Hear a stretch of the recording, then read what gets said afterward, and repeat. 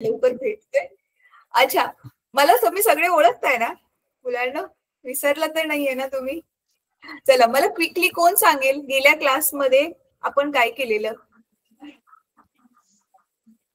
मी homework दिलेला केलाय तुम्ही कोणी? 2-4 मुलांनी तरी होमवर्क केलाय. स्मार्ट सिन्सिअर विद्यार्थी कोणी कोणी होमवर्क केलं हात वर करा जरा. खरं? Very nice. अच्छा, खडकीच्या ज्या गर्ल्स आहेत बेटा, एक जण कोणीतरी उठून फक्त सांगेल का होमवर्क काय होता? एक जण, फक्त एक जण कोणीतरी सांगेल का?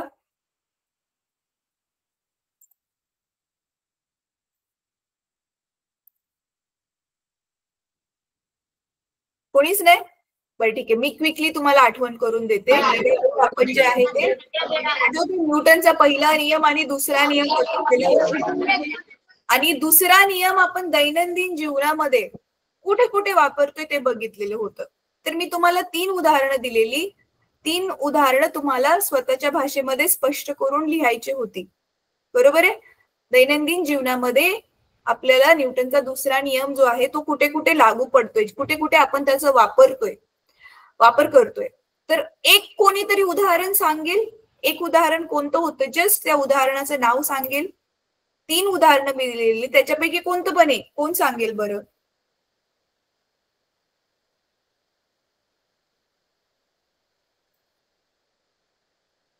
जो विद्यार्थी आन्सर देईल त्याला आपण काय टायटल देतो माहितीये ना? Genius of the class. Yes, कोण सांगेल मला क्विकली?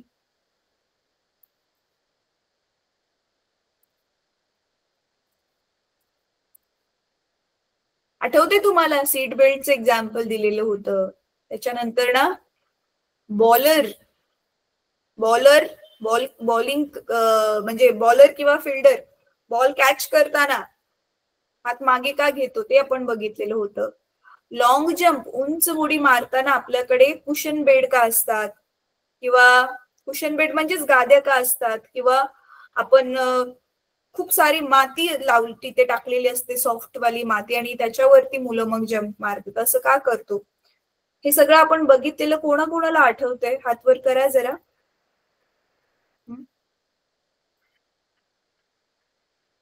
अच्छा, मागच्या क्लासमध्ये कोण कोण होतं? जरा हात वरती करा मुलांना. तुम्ही होता? मग ही उदाहरणं आठवतात तुम्हाला आपण जे डिस्कस केलेली? बरं, ठीक आहे. चला, तर आज आपण न्यूटनचा जो आहे तो तिसरा नियम करणार आहोत चालू. तर न्यूटनचा तिसरा नियम खूप सोपा आहे. कोणाला माहितीये ऑलरेडी? न्यूटनचा तिसरा नियम कोणाकोणाला माहितीये? हात वर करा जरा. हा न्यूटनचा तिसरा नियम ना खूप फेमस आहे. त्याच्यामुळे टीचरने शिकवायच्या आधीच खूप साऱ्या मुलांना ऑलरेडी माहिती असतं. हा न्यूटनचा तिसरा नियम ना आधीपासून आपण एका वेगळ्या नावाने पण ओळखतोय. मी एक म्हण म्हणते, अर्धीवट म्हणते, ते अर्धीवट म्हणते, म्हणजे उरलेली म्हण तुम्ही पूर्ण करायचे. जसे पेराल तसे डॅश डॅश डॅश. काय आहे ते? कोण सांगेल लवकर? हे तर किती सिंपल विचारलंय ना मी. जसे पेराल तसे डॅश डॅश डॅश. किंवा अजून एक म्हण आहे, जसे कराल तसे डॅश. काय आहे ते? जैसा करोगे वैसा डॅश. कोण सांगेल? अच्छा, मी काय म्हणते कोणाला कळलं त्यांनी हात वर करा.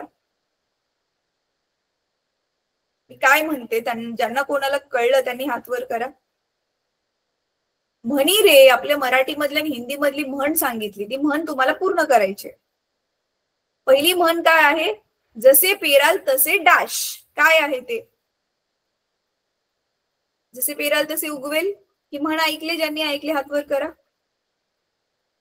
जसे पेराल तसे उगवेल ही म्हण ऐकले तुम्ही? ज्यांनी ज्यांनी ऐकली ही म्हण त्यांनी हात वर करा. जसे पेराल तसे मिळवाल. हा, बरोबर. हा, आणि हिंदी मध्ये काय आहे? जैसा करोगे वैसा पाओगे. हा, जैसा करोगे वैसा पाओगे. राईट. तर इथे ना आपला न्यूटनचा जो तिसरा नियम आहे ना तो सिमिलरच आहे, फक्त थोडीशी भाषा वेगळी आहे. तर तो काय आहे तो आज आपण बघूया. बघा, खूप सोपं आहे. तुम्ही नीट लक्ष देऊन बघितलं, समजून घेतलं की खूप सोपं आहे. तुम्ही स्वतःच्याच भाषेमध्ये परीक्षेमध्ये लिहू शकता. मुलांना माहितीये, तुम्ही जेवढं मी शिकवताना किंवा तुमच्या तिथले शाळेमधले टीचर शिकवताना जेवढं लक्ष देऊन तुम्ही क्लास अटेंड कराल ना, अर्धा अभ्यास तर त्यावेळी तुमचा तिथेच झालेला असतो आणि फक्त राहिलेला थोडा घरी जाऊन जे आहे ती उजळणी करायची असते. पण जर नीट लक्ष देऊन तुम्ही ऐकलंच नाही तर ऑफकोर्स मग कोणालाच नाही समजणार ना. लक्ष देऊन मी पण नाही कोणती गोष्ट केली, ऐकली नाही तर मला पण नाही समजणार, है ना. तर लक्ष देऊन छानपैकी ऐका. बघा, तर आता न्यूटनचा गतिविषयक पहिला नियम आपण बघितला, ज्यालाच आपण काय म्हणतो, कोणता नियम, ह्याचं अजून एक काय नाव होतं, जडत्वाचा नियम, बरोबर आहे. परत आपण न्यूटनचा जो आहे दुसरा नियम पण बघितला आणि दुसरा नियम आपण दैनंदिन जीवनामध्ये कुठे वापरतोय ते बघितलेलं होतं. आणि इथून ते खाली इथपर्यंत हे तुम्हाला जसंच्या तसं छापून पाठ करायला मी सांगितलेलं, प्रॅक्टिस करून लिहून. हे 3 मार्काला येणार आहे. आता आपण चालू करतोय न्यूटनचा गतिविषयक तिसरा नियम. तर बघा, प्रत्येक क्रियाबलास समान परिमाणाचे त्याच वेळी प्रयुक्त होणारे प्रतिक्रिया बल अस्तित्वात असते व त्यांच्या दिशा परस्पर विरुद्ध असतात. खूप सिंपल आहे. समजा हा माझा एक हात आहे, म्हणजे हातच आहे, त्याच्यावरती मी दुसऱ्या हाताने मारलं, तर मला ज्या हातावर मी मारले त्याच्यावर तर लागलंच, पण मला पहिल्या हातावर पण लागलं. असं का बरं? तर हे जे मी लावलं ते आहे क्रियाबल. आणि दुसरा हात जरी एकाच जागेला स्थिर असला तरी पण तो माझ्या पहिल्या हातावरती प्रतिक्रिया बल लावतोय, तो त्याची प्रतिक्रिया देतोय. इंग्लिशमध्ये क्रियेला म्हणतात ऍक्शन, प्रतिक्रियेला म्हणतात रिॲक्शन. मग हा आहे आपला ऍक्शन फोर्स, क्रियाबल, आणि हे काय आहे, प्रतिक्रियाबल. मग न्यूटनचा नियम काय सांगतोय की जेव्हा जेव्हा कुठलं पण क्रियाबल असेल ना, त्याच वेळी समान मापाचं त्याच्यावर प्रतिक्रिया बल पण अस्तित्वात असेलच. आणि हे दोन्ही जे बल आहेत एकमेकांच्या विरुद्ध दिशेने काम करतात. तर ऑब्व्हियसली ना, माझं हे वालं बल होतं ते इकडून इकडे चाललेलं होतं ह्या हातावर, आणि ह्या हाताचं जे बल आहे ते इकडून इकडे चाललंय ह्या हातावरती लावलं जातंय. इझी, ठीक आहे. चला, तर आता ह्याला मी तुम्हाला आपल्या व्हाईट बोर्डवरती, फळ्यावरती तुम्हाला एक्सप्लेन करते, ठीक आहे. चला, थांबा आता 1 मिनिट, मी माझ्याकडे हे कॉपी करून घेते काय सांगते नक्की हे. अच्छा, माझ्यासाठी माझा व्हाईट बोर्ड जो आहे तो ओपन होतोय, तोपर्यंत कोणीतरी एक जण, फक्त कोणीतरी एक जण पटकन मला हा नियम परत एकदा वाचून दाखवेल. फक्त वाचून दाखवायचे पुस्तकामधून बघून, बस. कोण वाचून दाखवेल?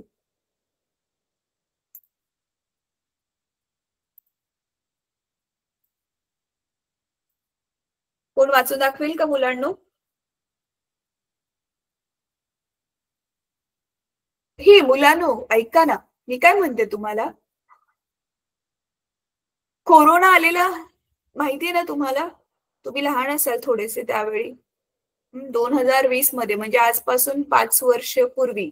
आता तुम्ही कितवीत, 9वी मध्ये आहात. हा, म्हणजे त्यावेळी तुम्ही 4थीला असाल, त्यावेळी समजत असेल तुम्हाला. कोणाकोणाला माहितीये हा कोरोनाची ती महामारी आलेली त्यावेळी? हात वर करा. माहितीये तुम्हाला? हो की नाही रे? हात वरती करा. हो ना, राईट. तर मग त्यावेळी पण ना, शहरातली मुलं, गावातली मुलं, सगळीच मुलं आता आपण जसं ऑनलाईन क्लास करतोय तसं करत होती. तर मग तुम्हाला माहितीये त्यावेळी ना, जी शहरातली मुलं होती, सगळीच नाही पण जी कमीत कमी 6वी 7वीची 8वीची अशी शहरातली जी मुलं होती ना, म्हणजे तुमच्यापेक्षा लहानच मुलांबद्दल मी बोलते बरं का, तर ते त्यांच्या त्यांच्या घरातून त्यांच्या त्यांच्या पालकांच्या मोबाईलने किंवा कम्प्युटरने जॉईन व्हायचे ना. तर मग एका वर्गात जवळजवळ 40-50 मुलं असायची.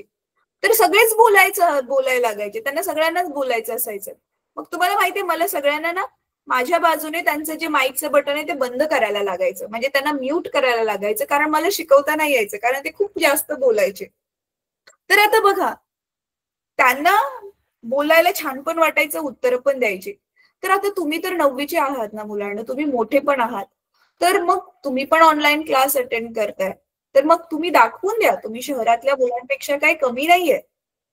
तुम्हाला उत्तर पण येतात आणि तुम्ही बोलायला पण लाजत नाही. कोण कोण बोलायला लाजत नाही त्यांनी हात वर करा. खरंच? बरं, मी तुमच्याकडून मग आन्सर अपेक्षित करते हा. अच्छा, कोणी कोणी बोलायला थोडं लाजतं, बोलायला चांगलं म्हणजे लाज वाटते, असं कोण कोण आहे त्यांनी हात वर करा. कोणालाच नाही वाटत लाज? बरं, ठीक आहे, चालेल, बघूयात आपण. ठीक आहे, तर चला मग मला एक कोण वाचून दाखवेल पटकन, मग न्यूटनचा तिसरा नियम कोण वाचून दाखवेल? तर तुम्हीच, आणि बघूनच वाचायचे, तुम्हीच म्हटला ना तुम्हाला नाही लाज वाटत. एक कोणीतरी पटकन या समोर, माईकच्या समोर, आणि म्हणजे माईकच्या जवळ, आणि वाचून दाखवा पटकन पटकन.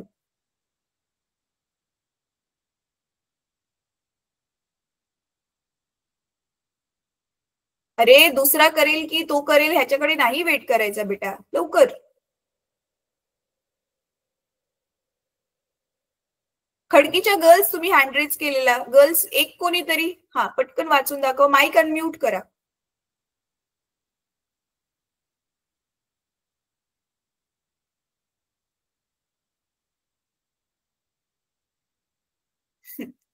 अरे, आपल्याकडे ऑनलाईन मध्ये एवढा वेळ नसतो, पटकन मुलांनो. बॉईज पण वाचू शकतो. हा, वाच बेटा.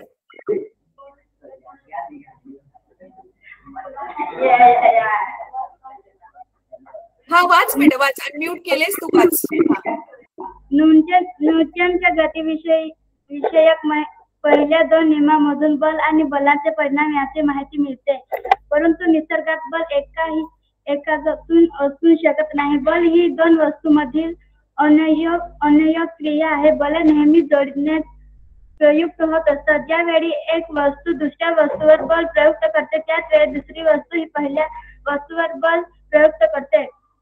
2 वस्तूंमधील बले नेहमी समान व विरुद्ध असतात. ही कल्पना न्यूटनच्या गतिविषयक तिसऱ्या नियमात मांडली आहे. पहिल्या वस्तूंचे दुसऱ्या वस्तूवर प्रयुक्त केलेल्या बलास क्रियाबल, तर दुसऱ्या वस्तूंचे पहिल्या वस्तूवर प्रयुक्त केलेल्या बलास प्रतिक्रियाबल म्हणतात. हा, पुढचे एक वाक्य वाच बेटा, तो मेन नियम आहे जो डार्क काळ्या अक्षरात दिलाय, तो वाच.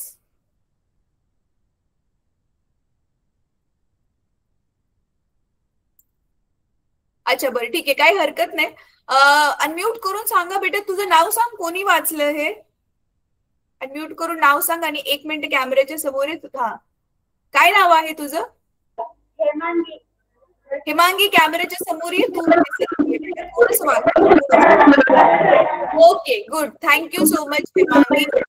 सो हेमांगी आपल्या आजच्या क्लासची जीनियस क्लास. तिने जरी बघून वाचलं असलं तरी पण तिने पुढे येऊन हिम्मत करून वाचलं, आणि चांगलं वाचलं तिने, म्हणून Hemangi is genius of the class for today. ठीक आहे, चला, तर मी आता हे एक्सप्लेन करते तुम्हाला. ते काय सांगितले बघा तुम्ही, आता हेमांगीने वाचलंच की निसर्गामध्ये प्रत्येक वस्तू जर एखाद्या दुसऱ्या वस्तूवर क्रिया करत असेल तर ती दुसरी वस्तू पहिल्या वस्तूवर प्रतिक्रियाबल ही नेहमीच करते. तर ह्याचा अर्थ काय आहे? ह्याचा अर्थ काय आहे? आता हे बघा, समजा ही आपली अशी एक भिंत आहे, ठीक आहे, आणि भिंतीवरती काय केलं ना तुम्ही, असं ना मारलं, ठीक आहे. आता मग तुम्ही काय केलं, बल लावलं. आता ह्याला मी नाव देते FA. FA म्हणजे काय? ऍक्शन फोर्स, म्हणजेच मराठीमध्ये ह्याला आपण काय म्हणतो, क्रियाबल. आणि मग ही जी भिंत आहे ना, बरोबर त्याच वेळी तुमच्या हातावरती पण बल लावते. म्हणून बघा, भिंतीवर मारल्यावरती आपल्या हाताला पण लागतं ना, हात लाल लाल होतो की नाही. मग हे जे लावते ते हे आहे FR, म्हणजे FR म्हणजे रिॲक्शन फोर्स, म्हणजेच हे आहे प्रतिक्रियाबल. ठीक आहे, हे आहे प्रतिक्रियाबल. म्हणजे ह्यांना सांगायचं काय आहे, समजा हे क्रियाबल जे आहे ते 50 न्यूटन असेल, तर मग भिंत पण जे आहे ते 50 न्यूटनच प्रतिक्रिया बल लावते, पण दोघांची दिशा वेगवेगळी आहे. तर समजा तुम्हाला माहितीये ना, तुम्ही आलेख शिकलाय, आलेखामध्ये आपल्या इथे हा एक्स असतो, हा वाय ऍक्सिस असतो, एक्स अक्ष वाय अक्ष. इकडे एक्स अक्षाची किंमत धन असते आणि ह्या बाजूला ऋण असते, बरोबर. मग ह्यानुसार जर आपण दिशा ठरवल्या तर बघा, हा एक्स अक्षाच्या धन दिशेत येणारा समजा हा जर +50 असेल तर हा काय बनतो, -50 बनतो. आणि हे जे दोन बल आहेत ना मुलांनो, पण ही दोन बल परस्पर विरोधी असली तरी पण ती एकमेकांचं ना, म्हणजे आपण त्यांना कॅन्सल नाही करत, एकमेकांचा जो प्रभाव आहे तो मिटवत नाहीत. का बरं? कारण ते वेगवेगळ्या वस्तूवर काम करतात. म्हणजे मला काय म्हणायचंय, समजा आता आपली एक गाडी आहे, हे आपण आधी पण एक्झाम्पल बघितलेलं होतं ना, ही आपली एक गाडी आहे. ह्या गाडीवरती समजा इथून 50 बल लावलं आणि इथून पण 50 बल लावलं, 50 न्यूटन 50 न्यूटन. पण हे दोन्हीच्या दोन्ही बल काय करतात, विरुद्ध दिशेने असल्यामुळे एकमेकांना कॅन्सल करतात. म्हणजे ह्यांची जी बेरीज आहे ती 0 येते. का बरं? कारण हे आपण धन घेतो आणि हे ऋण घेतो. म्हणजे +50 आणि -50 एकमेकांना मग काय होणार, अधिक आणि 50 0 न्यूटन येतं, बरोबर आहे. मग हे जे आहे ते बनतं संतुलित बल बनतं.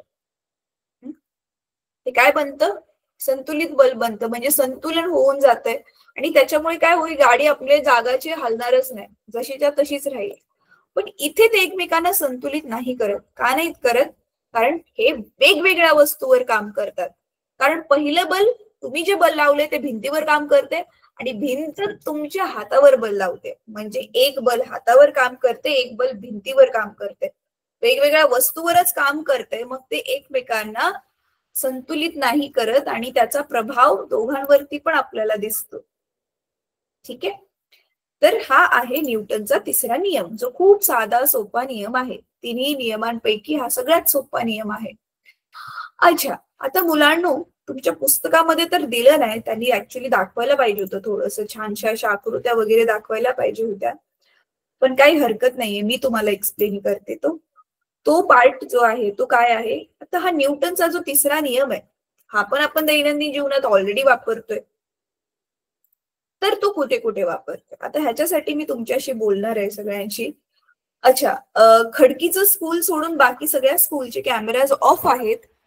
जर जमत असेल तर प्लीज कॅमेरा जरा ऑन करा, म्हणजे मला मुलं दिसतील आणि मला मुलांशी थोडस बोलता पण येईल. ठीक आहे. अच्छा, आता मुलांनो, हा आता सुलतानपूर आश्रम स्कूलचे स्टुडंट्स मला दिसतात आहेत. सुलतानपूर स्कूलचे स्टुडंट्स सगळ्यांनी हात वर करा. ओ ग्रेट, छान, सगळेजण छानपैकी ऐकतात आहेत. अच्छा, सगळ्यांनाच विचारते, खडकीचे स्कूल, सुलतानपूरचे स्कूल, होडीमध्ये कोण कोण बसलाय रे तुम्ही? हात वर करा, कोण कोण होडीत बसले? होडी रे, पाण्यामध्ये बोट मध्ये कोण कोण बसले होडीमध्ये तुमच्यापैकी?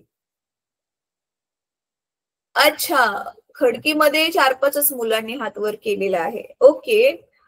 शहाडा स्कूल मधून पण 2-4-5 जणांनी हात वर केलाय. ओके. सुलतानपूर मधून कोणच नाही बसलं अजूनपर्यंत होडीमध्ये?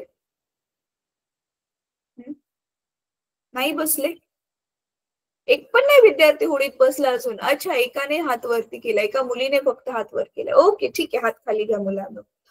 आता माहितीये मुलांनो, बघा, तुम्ही जर नीट लक्ष दिलं असेल ना, होडीमधून उतरताना बघा, आपण ना एक पाय बाहेर टाकला की होडी आपोआप मागे जाते. हे तुम्ही लक्ष दिले कधी? कोणी कोणी हे बघितले की अरे हो, मी होडीमधून एक पाय बाहेर टाकला आणि दुसरा पाय उचलणार, तेवढ्यात होडी आपोआप मागे सरकली? हे कोणी कोणी लक्ष देऊन बघितले? जरा केले हे निरीक्षण? कोणी केले? हात वर करा. होडी आपोआपच मागे जाते. तुम्ही बाहेर आला की होडी आपोआपच मागे जाते. असं का होते? तर बघा, आता ना हा न्यूटनचा जो तिसरा नियम आहे, आपण आपल्या दैनंदिन जीवनामध्ये कुठे कुठे वापरतोय. तर त्याच्यासाठी ना मी तुम्हाला आता काही ना फोटोज दाखवणार आहे. तुम्हाला ते फोटो पण बघायला आवडेल. पिक्चर्स दाखवणार आहे की आपण कुठे कुठे नक्की वापरतोय न्यूटनचा हा गतीचा तिसरा नियम. सगळीकडेच ऍक्च्युली वापरतोय.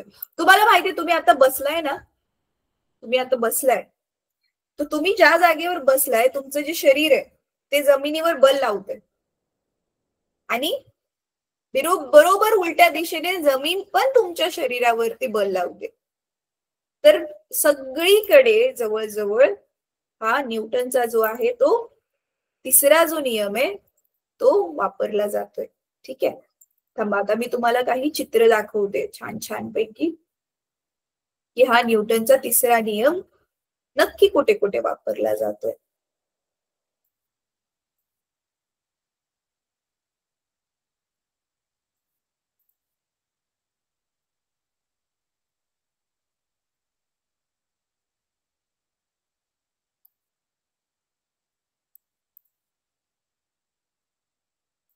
थांबा मी स्क्रीन शेअर करते मुलांनो.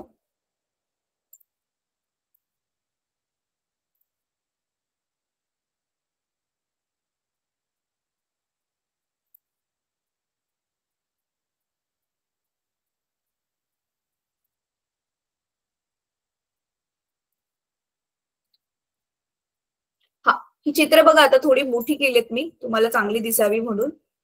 दिसतात आहेत? पहिले चित्र दिसतंय तुम्हाला?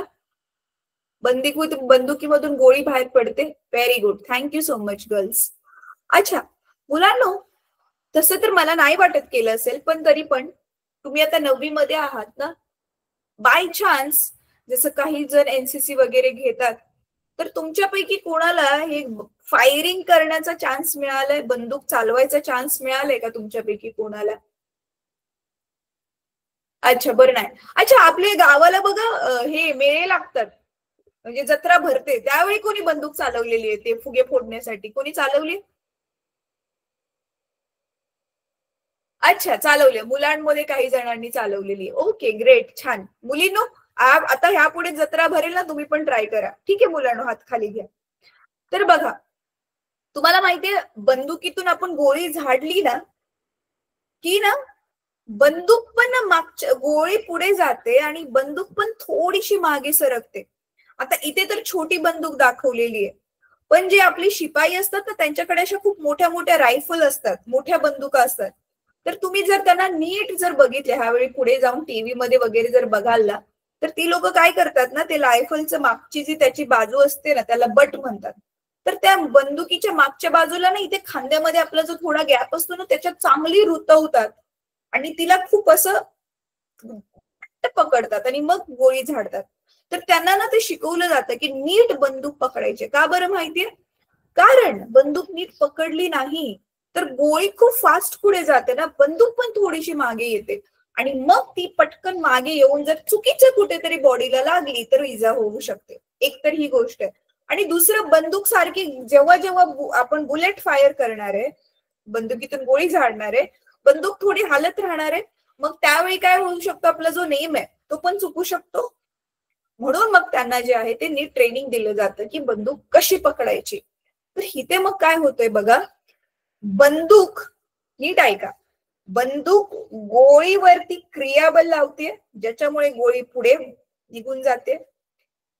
पण जरी ती जी बुलेट आहे, ती जी बंदुकीची गोळी ती जरी छोटीशी असली तरी ती सुद्धा बंदुकीवरती प्रतिक्रिया बल लावते आणि तेवढंच प्रतिक्रिया बल लावते माहितीये जेवढी बंदूक लावते, आणि ज्याच्यामुळे मग बंदूक थोडीशी मागे सरकली जाते. पण आता इथे समजून घेण्याची ही गोष्ट आहे मुलांनो. बघा आता मी काय एक्सप्लेन करते ते नीट बघा. आपण आता काय बघितलं, तेव्हा मी माझा फळा व्हाईट बोर्ड शेअर करते तुमच्या बरोबर.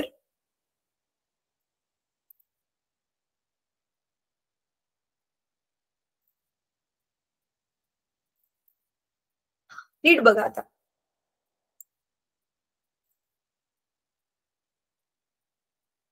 बघा आता ही आहे आपली समजा बंदूक.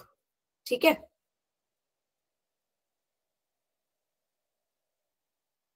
माझ्या ड्रॉइंग कडे प्लीज जाऊ नका हा, तरी चांगली दिसते, नॉट बॅड. आणि ह्याच्यातून आता काय होणार आहे, अशी बुलेट बाहेर पडणार आहे, ही बंदुकीची छोटीशी गोळी बाहेर पडणार आहे, राईट. तर आता ह्या बंदुकीने समजा किती बल लावलं, ह्या बंदुकीने ह्या गोळीवरती किती बल लावलं, म्हणजे ऍक्शन बल, क्रियाबल किती लावलं, समजा 100 न्यूटन. मग तुम्हाला माहितीये ही एवढी छोटीशी गोळी जरी असली तरी पण ही पण किती लावणार आहे प्रतिक्रिया बल, वजा 100 न्यूटन, है ना. तेवढंच बल लावणार आहे पण उलट्या दिशेने लावणार आहे, म्हणून आपण त्याला वजाचं चिन्ह दिलं. तर आता प्रश्न हा आहे की बंदुकीची गोळी मात्र खूप लांबपर्यंत जाते, पण ही जी रायफल आहे ती काय अशी लांबपर्यंत नाही जात, ही थोडीशीच एवढी थोडीशी काहीतरी सरकेल, राईट, थोडीशी मागे सरकेल. असं का बरं? कारण बघा, आता हे जे बंदुकीने क्रियाबल लावलं किती, 100 न्यूटन.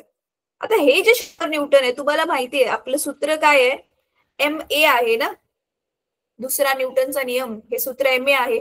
तर बंदुकीचं वस्तुमान खूप कमी आहे. बंदूक जसं की समजा 10 ग्रामची वगैरे अशी असेल तर त्याच्यामुळे तिच्यामध्ये त्वरण खूप जास्त निर्माण होते, म्हणजे ती बंदूक खूप लांबपर्यंत जाते, खूप लांबपर्यंत ती ऍक्सिलरेट होते, त्वरणित होते.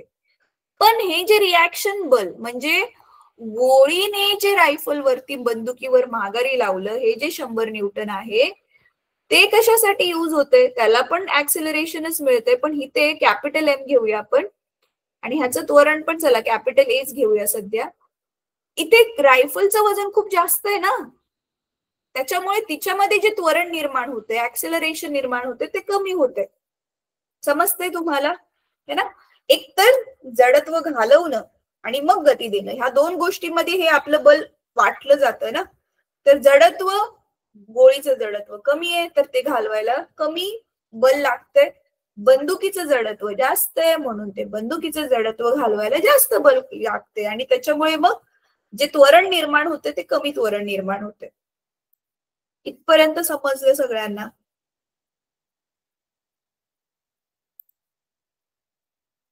इथपर्यंत समजलं गर्ल्स? ज्यांना ज्यांना समजलं हात वर करा. समजलं का? बंदूक थोडीशीच मागे जाते पण जी बंदुकीची गोळी ती खूप लांबपर्यंत जाते, असं का समजलं? ठीक आहे, very good, very very good. ठीक आहे, आता आपण पुढचं एक्झाम्पल बघूया, अजून एक एक्झाम्पल. हे तुमचं फेवरेट एक्झाम्पल पडेल बरं का. आता ह्याच्यामध्ये बघा दुसरं आणि तिसरं चित्र बघा, रस्साखीची दिसते तुम्हाला? अच्छा, मी स्क्रीन घालवली कारण मला तुम्ही दिसायला हवात म्हणून. रस्साखीची कोण कोण खेळले? रस्साखीची शाळेमध्ये प्रतियोगिता होतात ना, टीम बनवतात टीचर्स आणि रस्साखीची होते.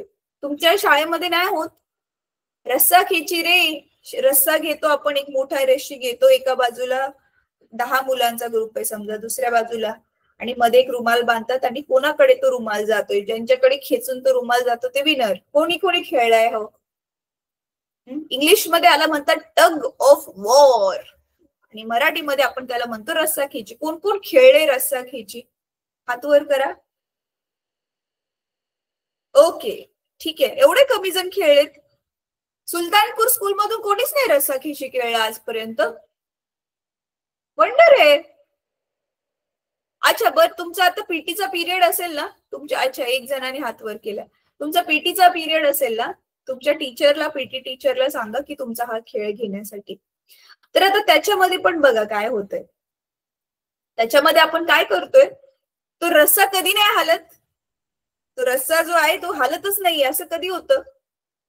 ज्यावेळी दोन्ही बाजूच्या ज्या टीम आहेत ते समान मापाने बल लावतात, है ना. तर तेच आहे आपलं इथे संतुलित बल. तर संतुलित बल आणि असंतुलित बल काय आहे ते आता मी तुम्हाला थोडक्यामध्ये एक्सप्लेन केलं. अजून एक आपण ना एक्झाम्पल घेऊया त्याचं, ठीक आहे. समजा, नीट बघा हा मुलांना, तो माझा फळा तुम्हाला दिसत असेल. हे ऍक्च्युली तुम्हाला गेल्या वर्षी 8वीला होतं, पण जर समजा तुमचं झालं नसेल तर आपण आता काढूयात. माझ्याकडे समजा हा एक बॉक्स आहे, लाकडाचा एक बॉक्स आहे ज्याच्या आतमध्ये खूप सारं सामान भरलेलं आहे, ठीक आहे. तर असा आतमध्ये सामान भरलेला हा बॉक्स आहे. आता काय केलं ना, एक मुलगा आला, तो ढकलतोय ह्या बाजूने, दुसरा मुलगा पण ह्या बाजूने ढकलतोय. समजा पहिला मुलगा लावतोय बल 15 न्यूटन आणि दुसरा मुलगा 20 न्यूटन बल लावतोय आणि नंतर ना अजून 2 मुलं आली, त्याच वेळी एक इकडून 17 न्यूटन बल लावतोय आणि इकडून एक मुलगा जो आहे तो 20 न्यूटन बल लावतो.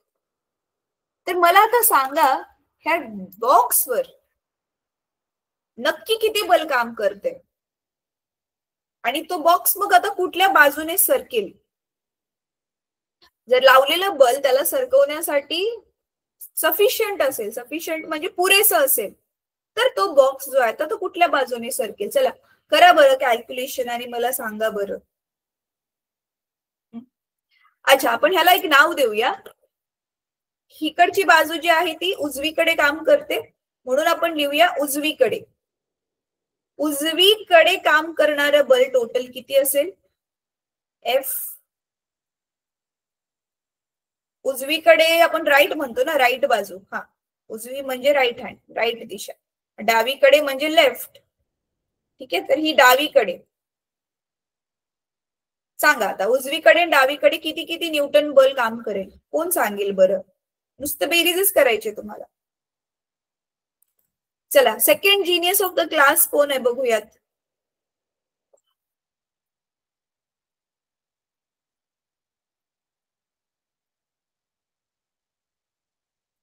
हा बेटा अनम्यूट कर.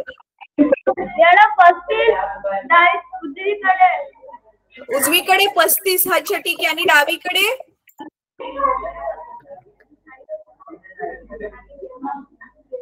डावीकडे 37. Very good. मग आता बॉक्स कुठे सरकेल? डावीकडे. Very good. ठीक आहे, डावीकडचं बल जास्त आहे त्याच्यामुळे बॉक्स जो आहे तो डावीकडच्या दिशेने सरकेल. म्हणजे बॉक्स. बेटा तुझं नाव सांग जिने उत्तर सांगितलं. Akshara. Akshara. Akshara is second genius of the class आणि Akshara is very beautiful also. मी बघितलं अक्षराला. थँक्यू अक्षरा. चला, तर मग बघा मुलांनो, हा 37 जास्त आहे की नाही? म्हणजे जर आपण वजा केलं तर किती, एकूण किती बल काम करते ना, तर दोघांची वजाबाकी करावी लागेल. तर एकूण बलला आपण काय म्हणतो माहितीये मुलांना? F N. आता तुम्ही म्हणाल एफ एन काय आहे? एन म्हणजे नेट फोर्स. नेट म्हणजे एकूण किती, एकूण दर किती बल काम करते, म्हणून एन फॉर नेट फोर्स, एकूण बल. तर 37 वजा 35, तर बॉक्सवर बल काम करेल 2 न्यूटन. आणि तो 2 न्यूटन जे बल काम करते ते बॉक्स सरकवण्यासाठी पुरेसा असेल तरच बॉक्स डावीकडे जाईल बरं का मुलांनो. हे 2 न्यूटन जर पुरेसा नसेल तर बॉक्स थोडासा हालेल पण काय तो सरकणार नाही. कळते तुम्हाला? ठीक आहे, चला व्हेरी गुड. आता आपण हा ना न्यूटनचा तिसरा नियम वापरून पुढचा एक नियम शिकणार आहे. आता नीट बघा, पुढचा जो हा नियम आहे ना तो काय असा एकदम साधा, सिंपल, सरळ अजिबात नाहीये. थोडासा तो अवघड आहे. कधी अवघड आहे? जर तुम्ही नीट समजून नाही घेतलं आणि त्याची प्रॅक्टिस नाही केली तर तो खूप अवघड आहे. मग तो तुमच्या डोक्यातच नाही शिरणार. पण आता व्यवस्थित छानपैकी समजून घेतलं आणि आजच्या दिवशीच लगेच रात्री झोपायच्या आधी त्याची एकदा लिहून प्रॅक्टिस केली की तो तुमच्या डोक्यामध्ये एकदम फिट छानपैकी बसणार आहे. ठीक आहे, चला आता तो शिकवण्यासाठी आधी मी तुम्हाला दाखवते ते काय आहे आणि तुम्हाला आपल्या एक्झाम्पल देऊन एक्सप्लेन करते.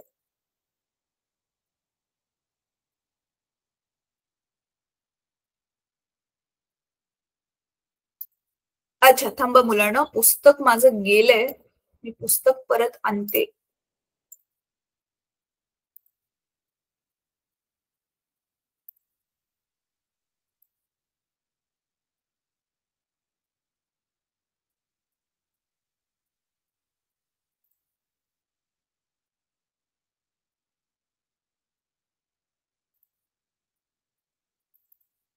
हा आलं बघा. न्यूटनच्या तिसऱ्या नियमानंतर, अच्छा न्यूटनच्या तिसऱ्या नियमाचं एकतर होडीतून उतरण्याचं मी एक्झाम्पल दिलं, बंदूक झाडण्याचं एक्झाम्पल दिलं. तुम्हाला माहिती आहे आपण चालताना पण आपण जमिनीवर पाय ठेवला ना की जमीन लगेच आपल्या पायावर पण बल लावते, मग आपण पाय उचलून पुढे टाकतो. ह्या प्रकारे मग जमीन आपल्याला चालायला काय करत असते, मदत करत असते.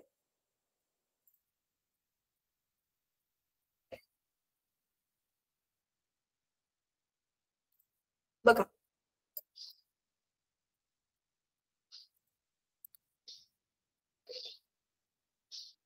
संवेग अक्षयतेचा सिद्धांत.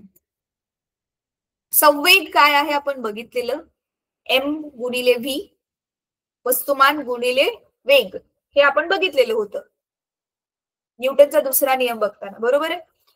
अक्षयतेचा सिद्धांत म्हणजे संवेग जो आहे तो अक्षय आहे. अक्षय म्हणजे काय, तुमच्या वर्गामध्ये, तुमच्या तिकडे कोणी अक्षय आहे का वर्गामध्ये? हात वर करा.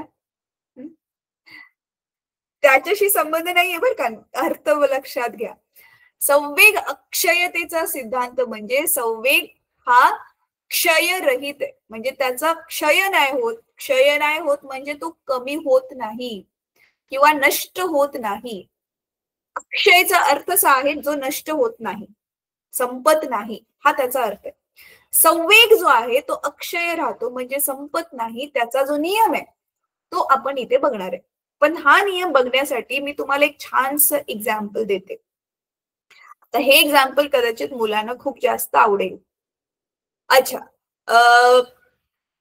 खडकी स्कूलच्या व्यतिरिक्त बाकीचे जे स्कूल्स आहेत, शक्य असेल तर प्लीज कॅमेरा ऑन करा.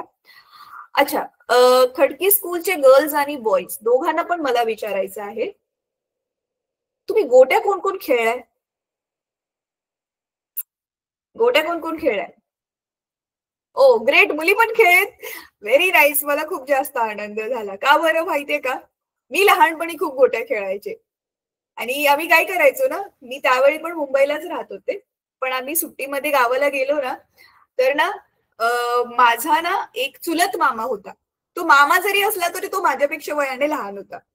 तर आम्ही ना त्याच्याकडून ना 4 आण्याच्या अशा 5 गोट्या विकत घ्यायचो आणि त्याच्याच बरोबर परत गोट्या खेळून ना खूप साऱ्या गोट्या त्याच्या जिंकून घ्यायचो आणि परत मग त्याला 5 गोट्या माघारी देऊन म्हणायचं, चल माझे 4 आणे माघारी दे. तर असं ना आमचे खूप असे ना ग्लासेस, त्यावेळी अशी भरणी वगैरे नव्हती ना, म्हणून आम्ही ग्लासमध्ये गोट्या भरून ठेवायचो.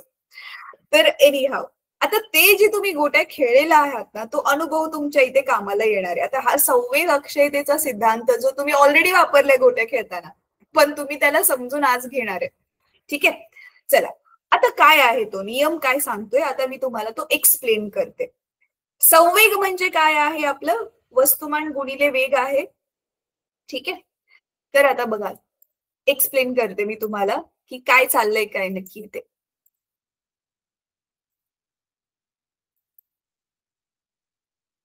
बघा, समजा ही आपली ना अशी स्ट्रेट, ही आपली अशी एक ना जमीन आहे. ठीक आहे, ही जमीन आहे आपली, नॉर्मल जमीन आहे. आता ह्या जमिनीवरती की नाही आपण माहिती गोटी खेळायला चालू करताना सुरुवातीला फक्त ते जे पण त्रिकोण किंवा वर्तुळामध्ये गोट्या मांडलेल्या असतात त्याच्याकडे फक्त गोटी अशी फेकत असतो. त्याला काय म्हणतात मला आठवत नाही, कोणाला आठवतं त्याला काय म्हणतात? सुरुवातीला फक्त नाही का आपण लाईनीच्या ह्या बाजूला उभे असतो आणि अशी नुसती गोटी फेकत असतो किंवा त्या सर्कलमध्ये गोटी मारण्याचा प्रयत्न करतो, त्याला काय म्हणतात गेमची सुरुवात करताना? आपण आपला नाही नंबर घेतो आणि गोटी मारतो, त्याला काहीतरी म्हणतात. इंग्लिशमध्ये त्याला ओपनिंग म्हणतात, म्हणजे सुरुवात करणं म्हणतात. मराठीत त्याला काहीतरी डाव घेणं का काय म्हणतात, आठवत नाहीये आता मला. बरं ठीक आहे, चला तर आता समजा मुलांनो, एक सुरुवातीला ना एका मुलीने, आज उत्तर कोणी दिली? अक्षरा आणि हिमांगीने उत्तर दिलं ना, है ना? अक्षरा आणि हिमांगीच नाव होते ना, बरोबर ना? बरोबर असेल तर हात वर करा. राईट, चला म्हणजे माझ्या नावं लक्षात आहे. रिंगण. काय म्हणतात? परत बोल बेटा. रिंगण. तेच, रिंगणामध्ये ज्यावेळी आपण सुरुवातीला मारतो ना गोटी, त्या रिंगणाच्या सुरुवात करताना आपण काय म्हणतो? चला आता तू हे कर असं म्हणतो ना, रिंगणामध्ये गोटी मारण्यासाठी काहीतरी कर म्हणतो ना, तुझा डाव घे, नाहीतर काहीतरी म्हणतात त्याला. सिंगल. सिंगल? अच्छा, तू सिंगल कर असं म्हणतो आपण. बरं ठीक आहे, जे काय असेल.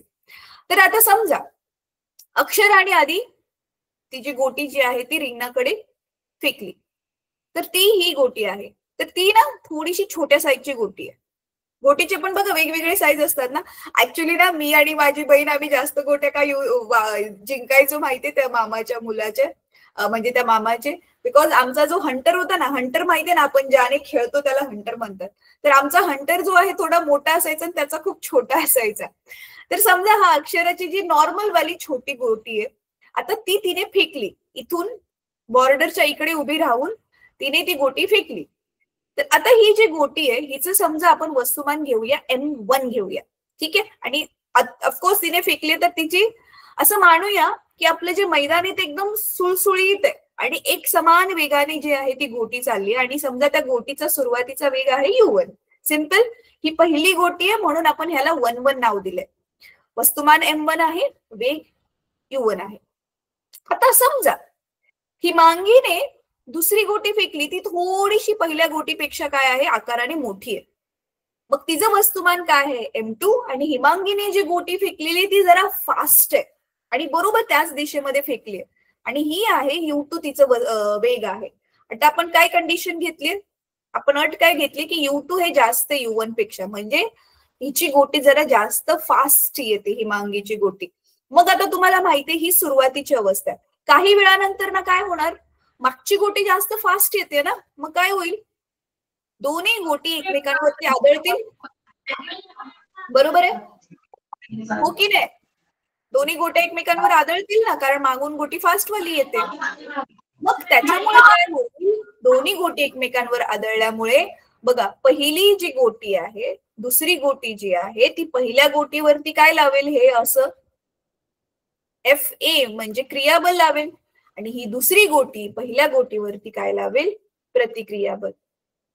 बरोबर आहे. ह्या दोन्ही गोटी एकमेकांवर काय लावणार आहेत, क्रिया प्रतिक्रियाबल. मग आदळून झाल्यावर मग काय होईल, परत त्या ज्या दोन गोट्या आहेत त्या सेपरेट होतील, एकमेकांपासून सेपरेट होतील. आणि आता मग दुसऱ्या गोटीने पहिल्या गोटीला धक्का मारल्यामुळे आता पहिली गोटी आधीपेक्षा थोडी फास्ट पुढे जाईल सेपरेट झाल्यावर. बरोबर आहे. म्हणून मग ही जी आपली दुसरी गोटी M2 होती, पहिली गोटी M1 वस्तुमानाची होती. आता ह्या दोघांच्या पण वेगामध्ये फरक आलेला असेल, तर आता आपण त्यांचा सुरुवातीचा वेग U घेतलेला, म्हणून आपण आता अंतिम वेग दोघांचा पण काय घेऊया, एकमेकांवर आदळल्यानंतरचा. ह्याचा येणार V1, याचा होणार V2. इथपर्यंत सगळ्यांना समजलं? गर्ल्स हात वर करा. समजलं इथपर्यंत सगळ्यांना? थांबा, मला तुम्ही दिसतच नाहीये. हात वर करा. इझी होतं. गोट्या आदळण्या आधी आपण त्यांचा एकीचा वेग U1 घेतला, एकीचा वेग U2 घेतला. गोट्या आदळून झाल्यावरती आपण V1 आणि V2 हे अंतिम वेगांसाठी नावं दिली. ठीक आहे, इझी. चला,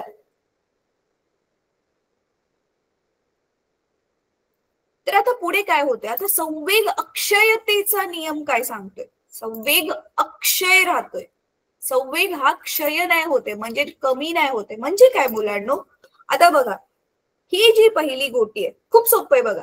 हा पहिल्या गोटीचा संवेग काय आहे सुरुवातीचा, संवेगाचं आपलं सूत्र काय, P म्हणजे संवेग, सूत्र काय आहे MV, बरोबर, वस्तुमान गुणिले वेग.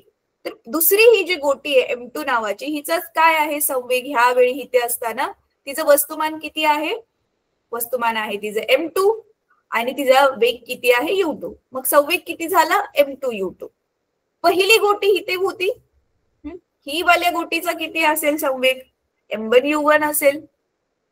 ह्या आता दोन्ही गोट्या आदळून झाल्यानंतर ह्याचा संवेग किती चेंज होईल, आता M2 V2 होईल. म्हणजे बघा U2 च्या ऐवजी फक्त V2 आले, बाकी सगळं same, right, same to same. आता ह्या गोटीचा वेग किती होईल संवेग, M1 V1. इथे पण बघा U1 च्या ऐवजी फक्त V1 आले, इझी. मग आता हा नियम काय सांगतोय मुलांनो, ह्या दोन्ही गोट्यांचा एकूण संवेग, ह्या दोन्ही गोट्यांचा एकूण संवेग, एकूण म्हटल्यावर आपण काय करणार, बेरीज.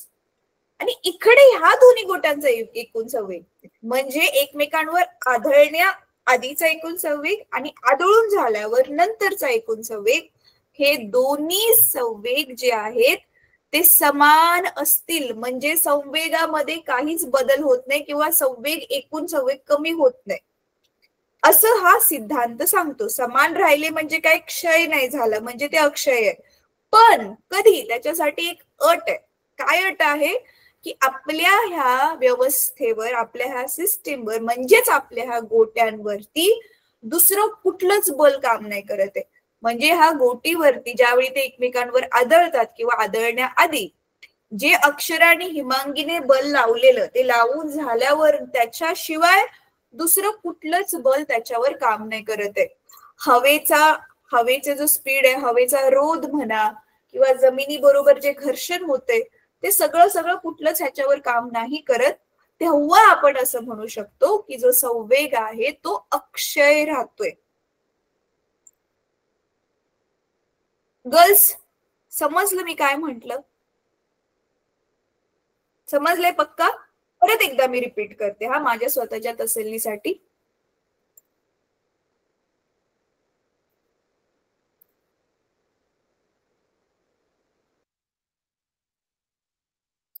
बघा, सुरुवातीचा संवेग काढला आपण ह्या गोटीचा, ह्या दुसऱ्या गोटीचा पण संवेग काढला, परत आदळून झाल्यावर दोघांचा संवेग काढला आणि एकूण संवेग काढण्यासाठी दोघांची बेरीज केली.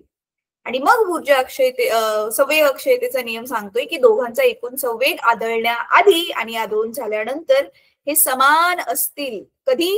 ह्या सिस्टीम वरती, ह्या पूर्ण आपल्या गोट्यांवरती दुसरा कुठलाच फोर्स, दुसरं कुठलंच बल काम करत नाही, तेव्हा ही ह्यांचा संवेग अक्षय राहतो. आता हा जो आपला नियम आला ना, M2U2 अधिक M1U1 बरोबर M2V2 अधिक M1V1, हे सूत्र आपण पुढच्या क्लासमध्ये सिद्ध करून दाखवणार आहे की हा बाबा हे असंच असतं. जसं तुम्हाला भूमितीमध्ये कसं असतं, प्रमेय असतं, सिद्धता सिद्ध करून दाखवतात, तसं आपण ह्याला सिद्ध करून पुढच्या क्लासमध्ये दाखवणार आहे. ठीक आहे? तर चला, आजचा होमवर्क काय आहे? सिंपल होमवर्क आहे, पटकन लिहून घ्या. न्यूटनचा तिसरा नियम लिहा व त्याचे दैनंदिन जीवनामधली उदाहरणे स्पष्ट करा. न्यूटनचा तिसरा नियम लिहा व त्याची दैनंदिन जीवनामधली उदाहरणे स्पष्ट करा. बस एवढाच, एकच होमवर्कला क्वेश्चन दिलाय मी. ठीक आहे? चालेल, ठीक आहे. चला, खडकीच्या गर्ल्स, व्हेरी गुड. मी तुमच्या स्कूलचं नाव नोट करून घेते, तुम्ही खूप ऍक्टिव्ह राहिला. Very very nice. बाकीचे मुलं पण जरा अजून ऍक्टिव्ह व्हा मुलांनो. चला, बाय, गुड बाय.